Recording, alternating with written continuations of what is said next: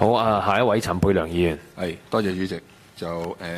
因為今日都係講保監局嗰個預算啦，咁就頭先阿簡議員都講咗㗎啦。就我哋如果睇翻保監呢，由2020至21年度呢，去到明年26、27呢，其實有3年有盈餘啦嚇，但係幾年都係虧損。咁由24、25年度開始呢，其實係虧損每年擴大緊嘅。咁當然頭先解釋咗問題啦，個徵費嘅結構性問題導致到呢就嗰個徵費收入唔可以同嗰個成個保險市場嗰個保費嘅增長去同步到嚇。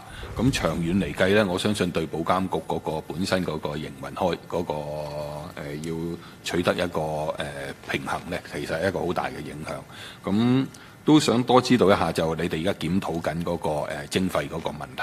咁但係咧徵費嘅問題咧，亦都會出現一樣嘢咧，就可能對呢個保單持有人，可能佢又要俾多啲啦，係嘛？咁如果係嘅牌照費咧，保險公司要俾多啲。咁呢度喺未來徵費都希望多啲考慮一下，平衡到各個方面嘅一個因素。希望呢一個徵費嘅增加，就可以平衡到幾方面啦嚇。呢個第一點嗰個意見。第二咧就係除咗開源咧，我諗都個節流嗰方面咧，其實都係一個考慮。咁當然見到嗰個明年咧就凍結咗人手嘅，咁但係員工嘅總開支都仍然仲增加咗7.5%。當然裏邊有解釋咗咧，就因為包含咗3.5% 嘅人工加人工，咁同埋其中另外一部分咧就係嗰個舊年招聘人員嗰部分要將佢全年化翻佢嗰個薪金，而所以得出咗7.5%。但係如果喺年化翻佢個薪金裏邊都可以變由3.5變7嘅話，會唔會嗰3%舊年都想多了解一下招聘嘅係咩人員？點解個開支會咁大嘅呢一度嚇？咁呢個第二方面。咁第三呢，就 AI 投入嗰度呢，我見呢就而家係會增加多咗，呢個我都認同嘅。而家我哋都喺資訊科技嗰方面要加大，希望可以減低嗰個人手同埋加大嗰個營運嘅效率。咁喺呢一方面呢，就所以未來呢嗰個保監局嗰個人數嗰380人呢一個嘅上限，而家都係冇用到盡㗎。咁如果你有 AI 嘅新資訊科技呢方面嘅投入大咗，就有冇預計到將來可以減省到幾多人手呢？或者提高咗幾多效率呢？嚇，唔該。係姚主席。好，多謝陳沛良議員。頭先我亦都回答咗簡議員嗰個問題啦。簡單就係話，我哋會重新睇個徵費嗰個水平。我亦都明白你嘅意見，就係我亦都要好考慮究竟嗰條界喺邊度畫咧咁樣。亦都我哋要好小心，就係話相比其他嘅地區，我理解係唯一做有徵費喺度嘅。變咗我哋要喺個競爭性裏邊都要考慮因素。我唔可以話加太多，變咗啲人買保單好易去咗第二個地區嘅。所以我呢樣嘢就係要考慮翻我哋嘅競爭力同埋我哋嘅保單持有人嘅承受能力。所以呢個呢，我哋等我哋做咗個方案之後，跟政府去討論之後，亦都一定好似頭先總監咁講，我哋會提請立法會去研究或者俾我哋意見嘅。關於節流方面呢，我哋好慎重考慮嗰個人員方面啦。所以頭先所講就係我哋已經人手方面又凍結咗啦。3.5% 就係嗰個人工加幅。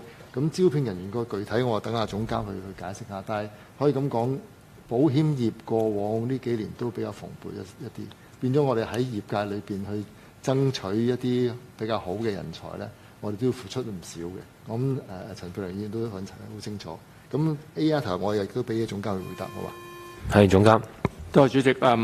陳沛良議員其實對我哋嘅運作都好清楚嘅，就過去幾年人手度主席，我哋盡量都係希望呢係非常之節儉，甚至係克制咁去做。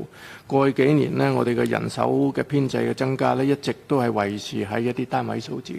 我哋唯一喺2023-24年曾經增加過16個職位，2024年我增加咗9個職位，2025年3個職位。今年我哋決定凍結人手，但係增加呢啲職位呢，主要係有原因嘅。我哋喺2023-24年至到2024-25年呢2年嘅職位呢，最主要係做一啲我哋覺得係以前未有一啲人員去負責嘅範疇，譬如我哋喺呢2年中間成立咗一隊專係負責做市場推廣，有9個人嘅一個專隊。呢啲專隊呢，就係要推廣我哋唔同嘅一啲嘅範疇啦，譬如話專業專屬自保公司啊，或者我哋一啲保險收銀證券啊呢類嘅工作。第二，我哋成立咗一隊有4個人嘅網絡安全嘅專隊。所以呢類嘅工作咧，如果係一啲人手比較多嘅咧，其實咧係做一啲新嘅工作，而呢工作係以前我哋未有可以涵蓋到嘅，亦都係解釋到部分原因啊。長遠所講話點解會喺某一啲程度下呢啲嘅人嘅薪金相對比較高啲，因為我哋都要揾一啲喺呢方面有一啲專業知識嘅人士。